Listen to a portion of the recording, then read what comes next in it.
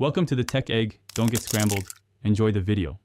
You start by verifying essential prerequisites and taking the first action steps. Make sure the router and modem show solid status lights. Unstable LEDs indicate upstream faults. Once done, disconnect the TV from Wi-Fi or Ethernet to clear its network state, then power cycle the modem and router. Unplug for 30 seconds so they rebuild DHCP assignments. Next, restart your Sony TV from settings or by unplugging it briefly. This forces a fresh network handshake and often resolves the connected no internet symptom quickly. Once the devices are freshly rebooted, you move into more detailed network configuration. Open Settings then Network and perform a network reset to clear stale IP or DNS entries.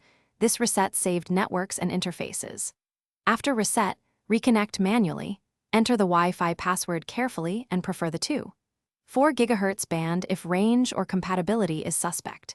Make sure the TV receives an IP from the router. If DNS still fails, set a public DNS like 8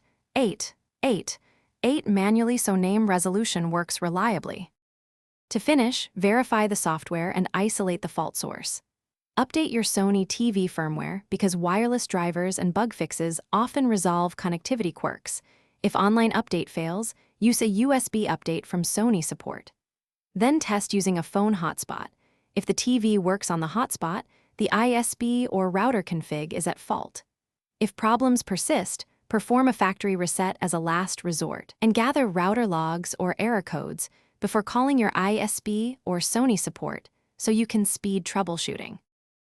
Thanks for watching. Consider subscribing if I helped unscramble your problems.